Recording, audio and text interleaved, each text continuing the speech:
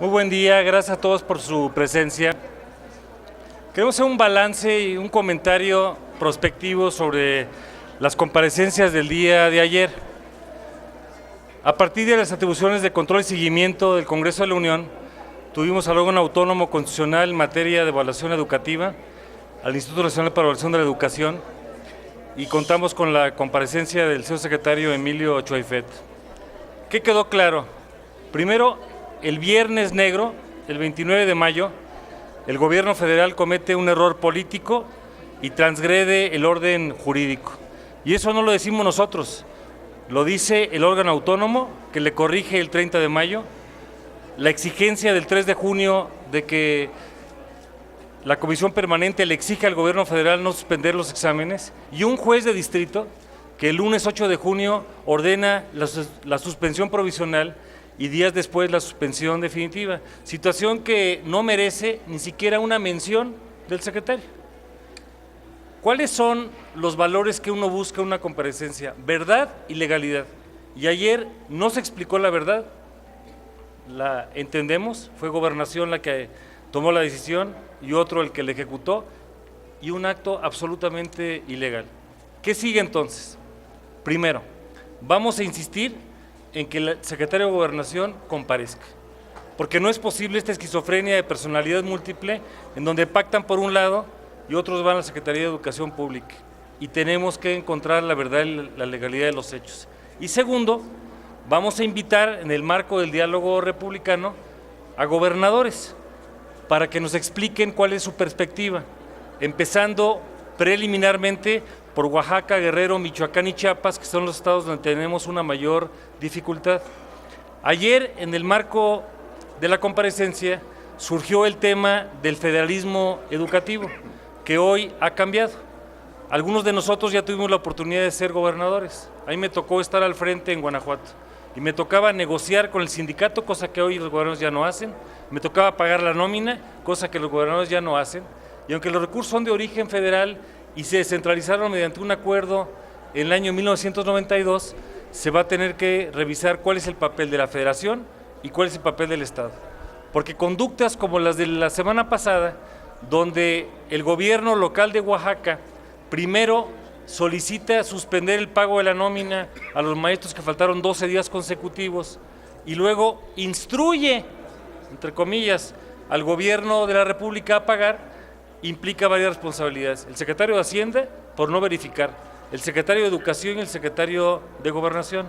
Por lo tanto, la figura del patrón sustituto, que explicará con mayor tecnicismo y alcance nuestro compañero el senador Javier Lozano, va a tener que revisarse. En concreto, que venga el secretario de Gobernación, vamos a invitar a los gobernadores y revisar el tema de federalismo para que no haya excusas, para que el secretario aparezca, no solamente declare, para que tome el mando, que es lo que no ha hecho, y tome decisiones a favor de una reforma. Nosotros estamos trabajando a favor de la reforma, no vamos a claudicar. Gracias. Gracias, compañero. Muy buenos días a todas y a todos ustedes. Miren, la verdad es que la comparecencia de ayer del secretario de Educación Pública, Emilio Choaifet, dejó muchas más dudas que certezas. No aclaró los puntos que nos interesaba conocer, y sí lo que sembró en el imaginario fue esta idea de que nadie es responsable al final de las relaciones laborales con los maestros, con los trabajadores de la educación. ¿Por qué?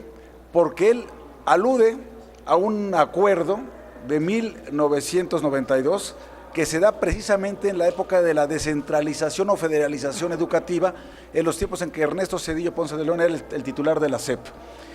Pero ese acuerdo sí implicaba que también los recursos eran transferidos a los gobiernos locales y que la relación entonces laboral se daba entre gobiernos locales con los trabajadores de la educación en cada una de las entidades federativas.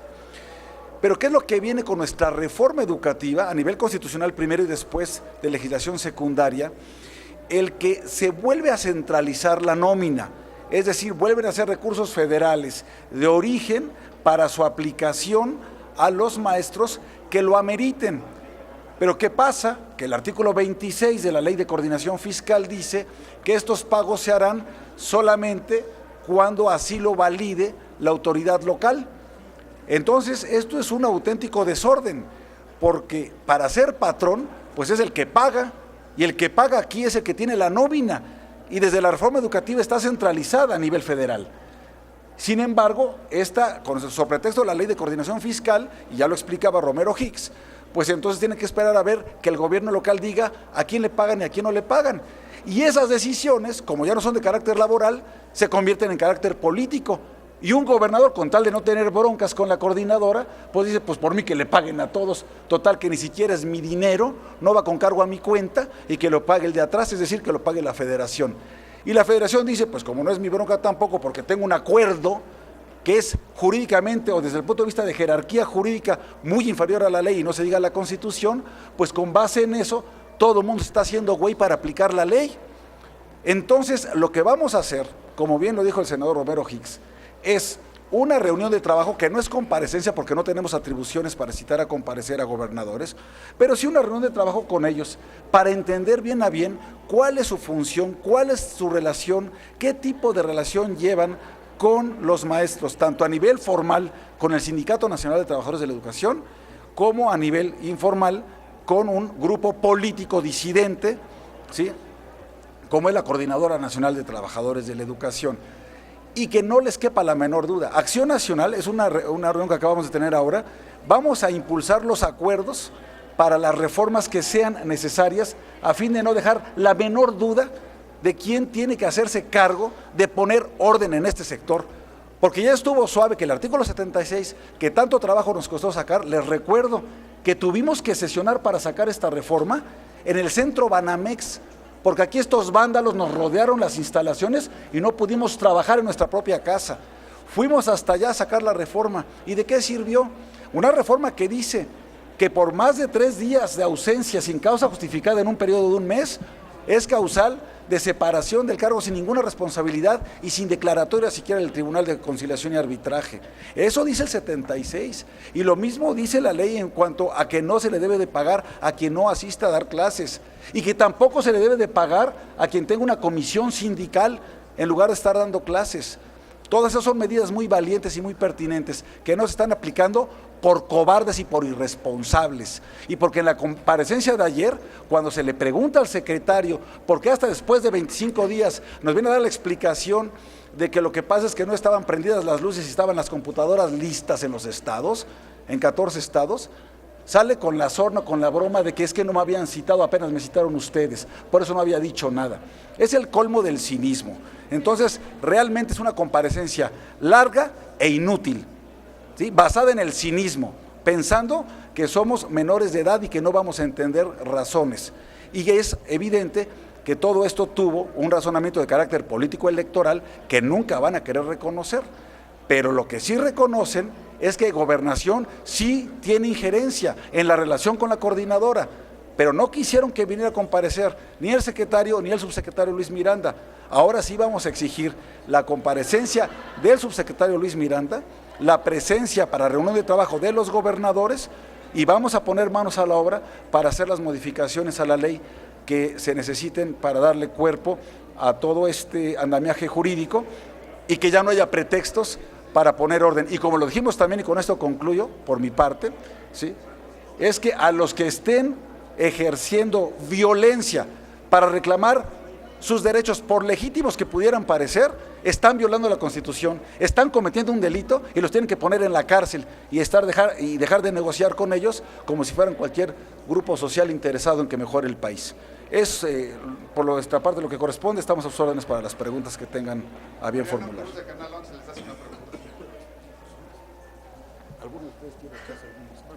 Buenos días. Yo quisiera hacerles una pregunta, pero no sobre el tema educativo. Ya, no sé si se puede ahorita o después. Sí. Mire, un diario nacional está publicando hoy. Más fuerte. Un diario nacional está publicando el día de hoy información acerca de que la Secretaría de Hacienda investiga a gente cercana al ex jefe de gobierno Marcelo Ebrard por presuntos actos de lavado de dinero. Yo quisiera que algún legislador de Acción Nacional nos diera su punto de vista, su comentario sobre este tema político importante. Gracias.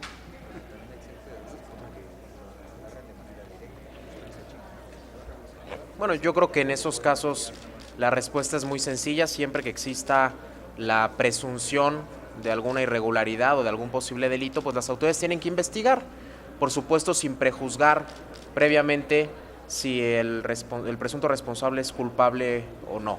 Yo creo que se debe de investigar. Hay cosas que sí llaman la atención, por ejemplo, que el anterior jefe de gobierno en su declaración patrimonial prácticamente carecía de bienes, y luego se fue descubriendo que en realidad sí tenía. En fin, yo creo que hay elementos para investigar, estamos abiertos y esperaríamos en ese sentido lo que la autoridad investigara, y ya que esto ocurriera tendríamos quizás una opinión más acabada al respecto. Buenos días, senadores. Respecto al tema educativo, preguntarles si es necesario que el presidente de la República considere la remoción del secretario de Educación por no aplicar la reforma constitucional en la materia a cabalidad y suspender las evaluaciones así de manera intempestiva, y sobre todo tener estos conflictos magisteriales que están hoy aquí en las calles protestando luego de este fallo de la Corte que declaró constitucional la evaluación a docentes. Nuestros grupos parlamentarios de San Lázaro y en el Senado salimos a solicitar al señor presidente de la República la remoción del secretario Choifet. Ambos grupos parlamentarios. Ya la decisión está en manos del Ejecutivo Federal. Nuestro objetivo es que la agenda camine, que sigamos contribuyendo. Y queda muy claro que en este momento nuestro partido está a favor de la reforma. Lo que queremos es que el gobierno de la República nos demuestre que no quiere una contrarreforma y que está a favor de todo esto. Nos preocupa lo que ayer ocurrió, un secretario que no habla con la verdad, que no ejerce el mando con legalidad, y eso ya le tocará al presidente Peña. ¿Me permite decir un comentario adicional, a reserva de que también los diputados se pronuncien sobre el particular? Miren, el problema que tiene el secretario Choifet es que no está tomando con la debida seriedad su trabajo. Ayer lo demostró. Para él era más importante librarla en una comparecencia que hablar con la verdad e imponerse para efectos de hacer cumplir una reforma que es la más importante de todas las reformas estructurales que hemos aprobado. Los grupos que están aquí afuera, salgan ustedes a escuchar sus demandas. Lo que están pidiendo no es que revisen o no si están en el padrón o si fueron o no a dar clases y se les paga tal o cual día. Quieren echar abajo la reforma educativa completa. Piensan que es una reforma punitiva. Piensan que la evaluación magisterial es para castigarlos, no para incentivarlos. Piensan que la reforma toda es inadecuada para el país y lo han dicho. No vamos a parar hasta echar abajo, hasta abrogar toda la reforma educativa. Entonces, ¿qué necesitas? Un secretario que esté dispuesto a dejar la vida misma defendiendo esa reforma educativa. Y no es Emilio Choifet, no tiene ya ni siquiera la energía para llevar esta misión a cabo. Y no estamos viendo, a pesar de la gran presión social que hay, bueno, senadores como Bartlett ayer diciendo que hasta Mexicanos Primero y las demás ONGs que han estado detrás del asunto están todas financiadas por el exterior casi que para venderles el petróleo. O sea, realmente estamos cayendo en cuestiones ridículas. Hay que defender la reforma con todo. Y si para defender la reforma con todo hay que enfrentar a los grupos de resistencia, como dijo el presidente Peña Nieto antier, una minoría. Bueno, pues esa minoría los trae de cabeza. Y esa minoría es la que está arriesgando la viabilidad de la reforma educativa. Entonces, ¿es decisión del Ejecutivo? Sí. ¿Es su privilegio constitucional? Sí, es su facultad. Lo que le estamos pidiendo es que con toda seriedad revise si a quien tiene al frente de la secretaría es el hombre adecuado y si no, que haga un buen cambio. Y quien esté al frente, y si se va de veras a enfrentar a estos grupos de poder, que sepa que cuenta con nosotros, pero para una cosa, para cumplir con la ley y nunca para violar la ley. No sé, tú, Juan Pablo, también entra en un lío. Ya lo habíamos mencionado anteriormente, como lo comenta el senador Romero Hicks. Tanto diputados del PAN como senadores del PAN, lo dijimos con todas sus letras. Esa reforma que generó el mayor consenso entre todas las fuerzas políticas, que tuvo una inversión de legisladores de Acción Nacional a fondo, no puede estar en malas manos. Y hoy la reforma educativa está en malas manos. Emilio Choifet no es un hombre capaz de poder hacer cumplir la ley, de poder hablar con los gobernadores, bueno, ni siquiera de poder decir quién manda en la Secretaría de Educación. Nos queda claro a nosotros que el escritorio que está ahí en la Secretaría de Educación no está al mando de Emilio Chaifet. Quien manda en la SEP se llama Osorio Chong, es el subsecretario Miranda, y a este señor ya más bien le están anunciando la salida. Como lo dijo el senador Lozano, nosotros estamos porque llegue un secretario que pueda hacer cumplir la ley, y si es así, cuenta con todo el apoyo de Acción Nacional. Rápidamente, el senador Romero Hicks comentaba que al parecer el gobierno pretende presentar una contrarreforma. ¿Qué elementos tiene usted para poder argumentar esto, que el gobierno trata de echar abajo la propia reforma que presentó? No, lo que quise decir, y quizás no lo expresé con claridad, es que la actuación del gobierno es de una contrarreforma, no porque quiera presentar una iniciativa. El secretario tiene meses diciendo que va a sugerir normas complementarias a la Ley General del Servicio Profesional Docente y al marco del federalismo para tener un mejor marco de actuación. Seguimos esperando. Muchos, yo tengo 3 meses esperando una cita con el secretario de Educación. En su ocupada agenda no voltea a ver al Poder Legislativo. Nosotros lo que le decimos es que al margen de las decisiones del presidente Peña, el Grupo Parlamentario de Acción Nacional va a seguir apoyando la reforma. Tiene muy claro el interés superior de la niñez, que es el valor fundamental, y cuentan con eso para construir, pero no para la ilegalidad.